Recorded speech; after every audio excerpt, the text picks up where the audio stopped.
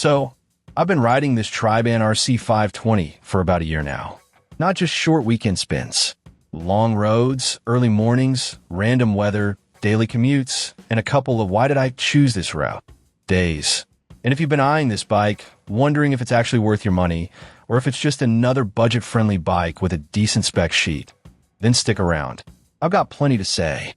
Now, on paper, this thing ticks a lot of boxes. For under $1,000, you're getting Shimano 105 components, hydromechanical disc brakes, a carbon fork, and geometry that's clearly designed for comfort. Sounds like a great deal, right? Well, it is in some ways, but not in every way. So let me walk you through what the RC 520 feels like to live with. Not just to ride once, but to ride again and again.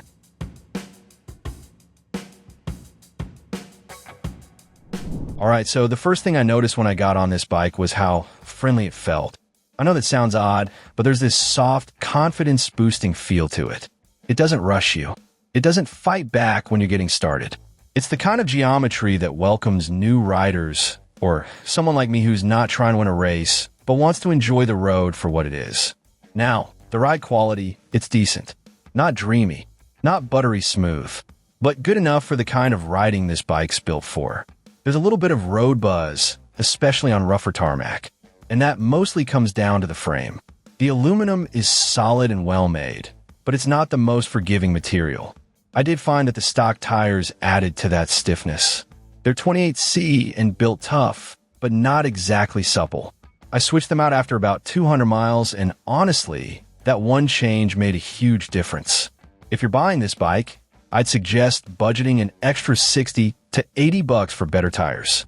You'll thank me later. Now, climbing with this bike, you'll feel the weight. It's no featherweight. The frame itself is about 1780 grams, and with the stock wheels, we're looking at around 10.5 kilos overall. So yeah, it's a bit chunky, but once you get moving, it holds speed pretty well. And those Shimano 105 shifters, they just work. I mean, I didn't baby them.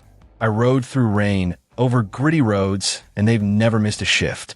I've had bikes with Claris or Sora in the past, and the 105 feels like a proper step up. You really start to feel the benefit of 11-speed gearing, especially when you hit rolling hills or steep city inclines. On descents, the bike feels planted, stable. You don't have to muscle it into corners. The handling is predictable in a good way. Nothing twitchy, nothing nervous. And about the brakes? Well, it got the TRP HY/RD calipers. Mechanical pull, but hydraulic pistons. Honestly, they surprised me. Way better than rim brakes. They've got more bite, and they hold up well in the rain. But they need maintenance. Cables can stretch or corrode, and once that happens, your braking starts to fade. You might need to clean and check them often, especially if you're commuting or riding in wet weather. Over the course of a year, I've had no major mechanical failures. Frame is strong, no doubt. So, the carbon fork is held up with no flex or weird noises. But there are a few things to keep an eye on. The wheels, they're okay. They are heavy and yet tough. Mine haven't needed any truing, but they do add weight you can feel when accelerating or climbing. By the way, they are tubeless ready, but the stock ones are not. So if you're thinking of going tubeless, you'll need to get new tires and a kit. The drivetrain has been reliable. One minor issue I ran into was with the bottom bracket. It started to creak around month 7. Nothing serious, just needed a quick re-grease. But it's something to expect with mid-range bikes.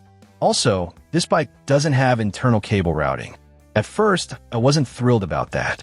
But after a few cable replacements, I actually started to appreciate it. Alright, so here's how I'd put it, straight from the saddle. Is a Triban RC 520 worth buying? Well, if you're just getting into road cycling and want a bike that is dependable, it's a good choice. You're getting components that most other brands won't offer at this price point. Shimano 105 on a sub-$1,000 bike is rare, but you do have to accept some trade-offs. It's heavier than competitors like the specialized Allez or Cannondale CAAD Optimo.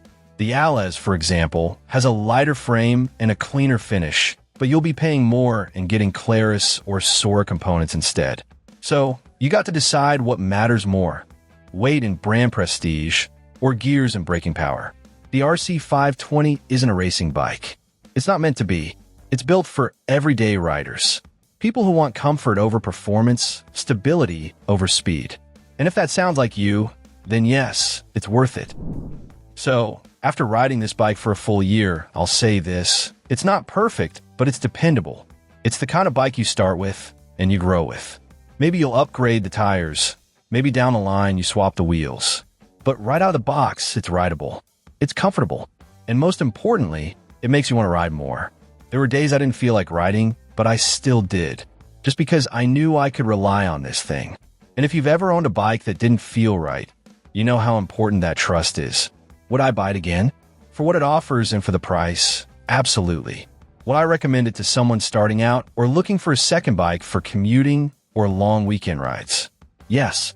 But I'd also be honest and say, get better tires. Maybe invest in a better saddle if you're picky. And stay on top of your brake maintenance. This bike isn't going to impress you every single ride, but it's going to show up. It's going to take you places, teach you how to ride better, and make you appreciate a simple, well-built machine. And for under $1,000, that's rare, I would definitely say. So, that's everything from my side. If you've been thinking about the Triban RC 520, I hope this gave you something useful to work with. And if you already ride one and have your own thoughts or questions, feel free to drop them below. I'd love to hear your experience too. Thanks for watching. If this helped, give it a like and subscribe for more bike reviews. Stay safe and keep riding.